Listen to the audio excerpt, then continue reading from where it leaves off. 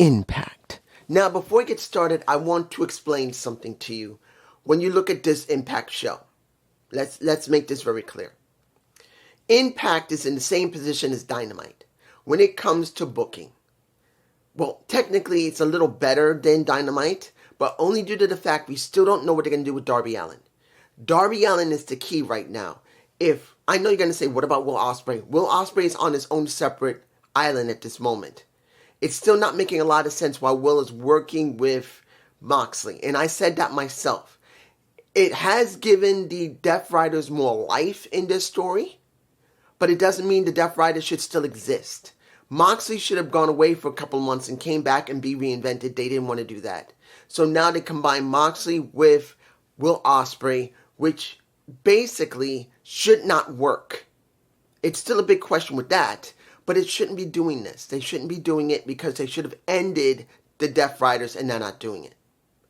When you look at WWE, at this moment, they are doing nothing but repetitive storylines that are way worse than you think. The Bloodline storyline is a joke. And understand, I love the Bloodline storyline. You could look through all of the stories, well, whenever I did Raw and SmackDown, because I stopped doing it because I couldn't handle it anymore. It was done. I just do NXT only. NXT at least had somewhat good writing compared to Raw or SmackDown. It had somewhat good. And I'm not even giving Shawn Michaels great praise there because remember, Triple H is over him. Before it was just HBK by himself. And he had his writing team and he had his trainers. But now, Triple H has now taken over that position. And even though they say that HBK is in charge, he isn't. He's not in charge. You're going to understand that Triple H is still going to tell him, I want this. Oh, we need this. Oh, I want to write this. You're going to make this work. Have the people do this. That's what's going on. And he has a much more firmer hand than he used to. That's the truth. So, somewhat good writing on NXT, not very good writing on Raw, and almost no writing on SmackDown. The Bloodline storyline, as I said, is a joke. It should not exist. Because they need new stories. And they have no new stories. And understand, they're not going to get rid of the Bloodline storyline. Everything has to be filtered through Roman Reigns and the Bloodline. That's the truth. So Uber Femi has to go through the Bloodline storyline.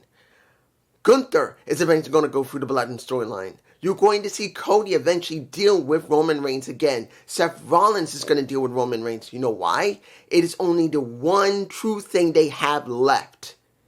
They had 4 good long years. They dropped it without building anything. Once that and the Judgment Day was over. And now what do you have? You have nothing. Every storyline, even the women's storylines, are so convoluted and so bad. This is what you got.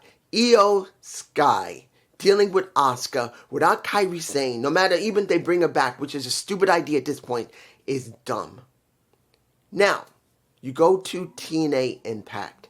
They're in a similar situation as Dynamite. There's a lot of questions of what's going to happen. Now, in this show, we got one thing done, finally, that needed to be done. A few things that are okay. A few like, really? Are they going there? And then you're going like, okay. That's what we got. Let's open here.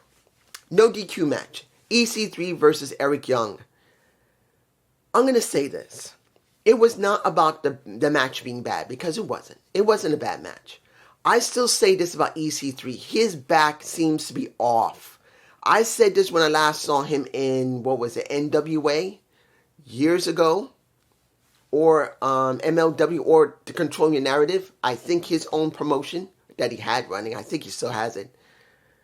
The way it looked, he was like this. All of this was completely jacked. He was a mess. Now, he looks better. But the question for me is not about physically is he able to go in the ring and look better. The big question is, how are they going to book the crusade of EC3? Here, he loses. He had his first match back, and he couldn't get it done. It was no contested. Now, he loses to Eric Young. What are we getting here? Honestly, I don't know yet. It would have made some sense for him to win, but then you could say, okay, he didn't win the match, but look what Eric Young had to do to make him lose. He nut shotted him multiple times. He put him through pile driver multiple times. He did everything he could to hurt EC3. Now the question is, how are they going to book EC3 now? He just got his ass handed to him. He cannot come back immediately like Cody Rhodes did. Cody, after getting his eyes shut, and it was like this big, like my fist right here in a sense, he came back within the same week, which was stupid. He shouldn't have come back within that same week. They should have just left him alone for a couple of weeks, then let him come back with a different type of idea what to do. Didn't do that. So in this situation with EC3, the question's going to be, are they going to let him stay away for a couple of weeks, then come back, and then maybe do again with Eric Young and prove that he can be a hardcore wrestler, that the one percenter is not just a catchphrase, it's real. That's what I'm thinking. Hopefully they'll do that, but I don't know. Next, tag titles. The System versus Nick Nimitz, Casey Navarro. I knew they weren't going to win. Let's make this clear. I just didn't expect Nick and Casey to win. I believe that Casey is going to have to deal with AJ Francis. And then eventually a very, very jealous Ryan is just going to eventually attack his brother. Or he's going to attack Casey. And then his brother's going to get pissed about it. And then they're going to have a fight. I know that doesn't sound very good. And it's not a bad thing to see Ryan versus Nick. Because I do believe this is coming down the pike. That sooner or later, Ryan is just going to get so jealous that always Nick gets whatever he wants. And eventually that's going to be when they finally have their feud. I think that's where they're going. I could be wrong. I don't see this happening now. It's going to be a long way off. But I do believe that's what we're doing when it comes to Ryan always being constantly jealous about his brother. That Casey, of course, they're going to have their feud. Casey and Ryan are going to have a feud. And Nick is going to have to choose between the two to interact with. I think that is coming. But eventually, I do believe the real story is Ryan versus Nick. Sooner or later, Ryan is going to get so jealous of his brother that he loves his brother. He wants him to pay attention. He wants to make it all about being with his brother until it's going to turn on him in emotion. And then he's just going to hate his brother and then lay him out. That's what I think will eventually happen. Next match. We have a tag match because let's make this very clear. Once that match is over and Nick got his ass handed to him, the rest of the system did help that match. They had to help them win. But then they caught up Moose, and understand, this was a match made by Santino, who could not show up due to the fact that his flight got unbooked. We know who did it. There's no way we didn't think Daria Ray was going to try and screw Santino, which she did. It's obvious. But that match was made by Santino a week before. The match was supposed to happen later night, but it did not. It happened here. You got Eddie and the Mr. Cedric Alexander. I want to know what's going on with Big Swole. Is she still wrestling? I'm surprised that Big Swole hasn't come to TNA. I'm very surprised if she is still wrestling, because she does have the same condition that Jesse has, the one that works in Off the Script with JD. I don't remember what the condition is. I forgot the name of it. But she does also have that condition which really sidelines her periodically whenever it flares up. But if she's still wrestling and she's all right now, I'm kind of surprised that Cedric hasn't called for her to join the TNA roster. I'm kind of surprised about that. Now, we get the match between them and... Let me give it to you like this. Do I want to see Cedric and Leon Slater one more time? Yes, I do. I know that would be a great match. Do I want to see... Well, we've seen them so many times already. Eddie and Moose. We've seen them many, many times. But the question is, what would be the payout for Moose to go up against Eddie? That's the problem here. Eddie and Moose needs a stipulation that's going to end it and then they can separate. But I don't know what it is. I don't know. It can't just be a last man standings match or a first blood match. It's got to be something dramatic. Maybe it might be somewhere tied to Lockdown. That's my feeling. Lockdown might be where they finally end it between the two. And each one moves off to something else. Maybe. But in the end, Moose wins over Eddie and Eddie eats it. He takes the pin. Even though they kept trying to cheat. Alicia trying to help over and over again.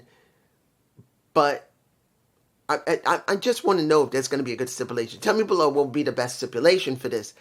If it's Lockdown, that would make perfect sense. The Lockdown match has not been done in a decade. I think the last one was a Knockouts Lockdown match, I think, before the men. The last one was the women, and I think they did a Lockdown match. I could be wrong. It's been so long I don't remember, but you tell me below. Now, let's do a little bit of the talk. Because I'm going to talk about the last match last. Okay.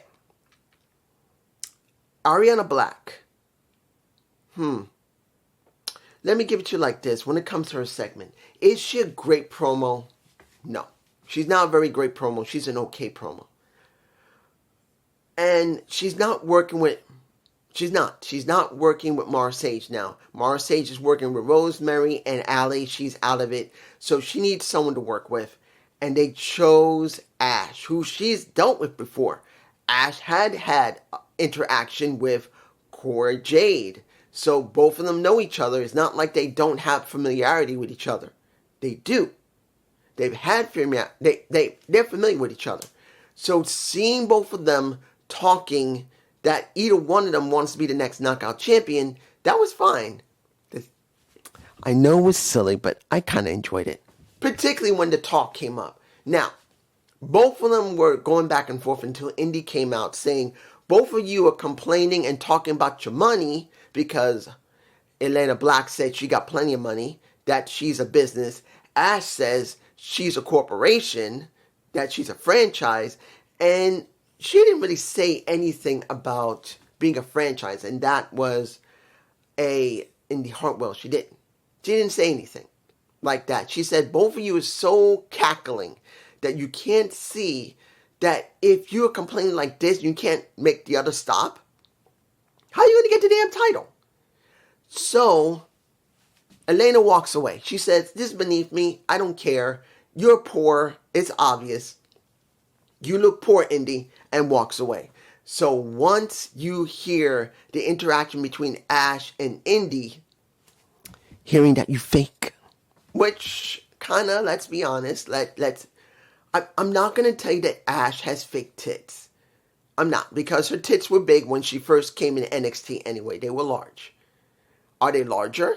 Maybe. Could it be because she had a baby? Because she has a son? Women do, they get bigger sometimes when they have a kid. And that's after they breastfeed and everything. Once they get the baby, the tits get bigger. And after they breastfeed, the breasts could still stay a little bit larger than they normally do because they had a kid. Their body changes.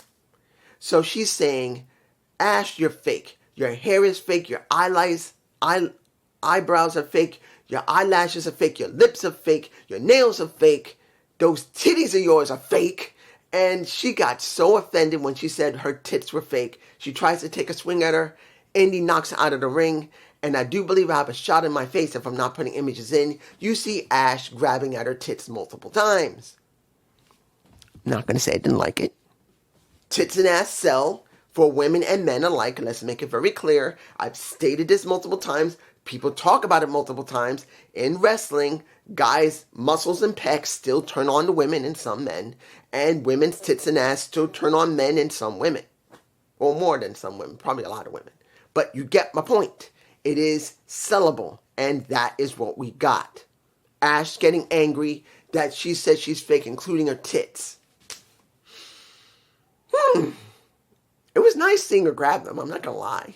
I mean, next to Harley Cameron on Dynamite, who got her shirt ripped off, and by Mia Shirakawa, and we get to see a lot of chest here, covering everything that's vital, but still look good.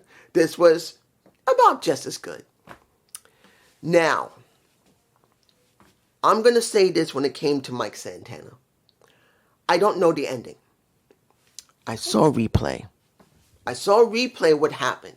So I don't know what happened at the end with Daria Ray when she came out after he said, me and Rich tore the damn house down. You here in Syracuse, you know it was that damn good. But when Daria Ray came out and did not want to hear Mike Santana say the next person he wanted to go up against, she stopped him. I don't know what happened. AJ Francis came on screen and said, when it came to KC, I want myself a damn street fight. We are going to have a street fight, and I'm going to end him. Now, also, since I am covering this, KC, he sounded so real, organic, because most of it was real. He made it very clear that he sacrificed everything for the company and AJ Francis to make that thing sell. 8 months he busted his ass to get back. He burnt bridges. He gained bridges. His uncle is sick and he only wanted him to wrestle and now he's back. He didn't say his uncle's dead. I hope he isn't. But he made it very clear, I've come back and no one's going to tell me I don't belong here because I belong here. Of course you belong here. Your woman's there. Miss Elena Black with the nice fake tits herself. But did I like it? Yeah, I did actually think he did a very good job in his promo. I'm not going to say every time he's done a great job in his promo. He does talk well, but there's a difference between talking well and talking well to bring over your promo. Doesn't always work. Sometimes he hit, a few times he's missed. Nothing wrong with it. But going back to Mike, I went over to TNA's website. I did not see if they talked about it, so it could be the replay I saw. It got cut. Unless that actually happened on the show. You guys can tell me below, did that happen? That Daria Ray, in the middle of her talking, gets cut off, and AJ Francis gets the opportunity to talk? Because I didn't see anything. Final match. Let's make this clear. This was a long time coming. Arianna Grace's run is over. It is done. And we had a decent match for her. I want to make this clear. I never hated Arianna Grace. I always thought she was an okay wrestler. She wasn't bad. I didn't really like the gimmick of the beauty pageant queen. I didn't really care for that one. I'm glad they moved away from it, and now she's doing what she is as a member of the Birthright. But it was only a matter of time, guys. We knew sooner or later she was going to have to drop that title. And now that WWE is legitimately, let's make this clear, legitimately now ending storylines, because Kairi Sane was a storyline and it's now been ended and they tried to piece together what they could. We don't know if Arianna Grace is going to stay in NXT along with Stax. We don't know. They may have just said, okay, now that we reset everything with new people in, the storyline in TNA needs to be stopped. You need to talk to them and just end it because we don't know what we're going to do with Arianna Grace or Stax. We don't want to keep them going, particularly that if they're not going to be on NXT TV. That's what I think. So that's the reason why I believe it ended. I believe it needed to end. Sooner or later it was going to end, but now knowing they're already cutting a lot of people, we got 28 people already that have been removed from WWE already? Or 27 or 28? We don't know who else is going on NXT. We don't know who else is going on SmackDown or Raw. Words are hard. We don't know what's going to happen on Raw. We don't know what's going to happen on SmackDown. But it was necessary to end that story. And was it a good match? Like I said, it wasn't bad. And Ling Liang Li won the title back. Stax kept trying to cheat, finally got caught and was ejected, and Arianna Grace lost. Now, will we get the feud between her and Xia Brookside? Yes, it's coming. Xia was watching as she was banned from ringside. She was not allowed to come up. And I would have thought once it happened, they would give a little more time for her to run out there and try and attack, but they gave Ling Yang Li a moment. But here it is, guys. TNA and NXT not connected right now. There's no one crossing over from the Birthright. So either they're going to do something later, if they're still doing it, or this it for a while. I'm going to give it like this. Comparing Raw and SmackDown. Understand, I watched them both.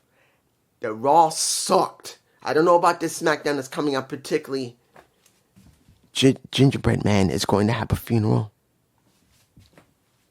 You really had to go that far. That you got to use a gingerbread man. I believe that it was a gingerbread man. I don't remember. It just, you're using that with Trick Williams and Sami Zayn when Trick doesn't need that.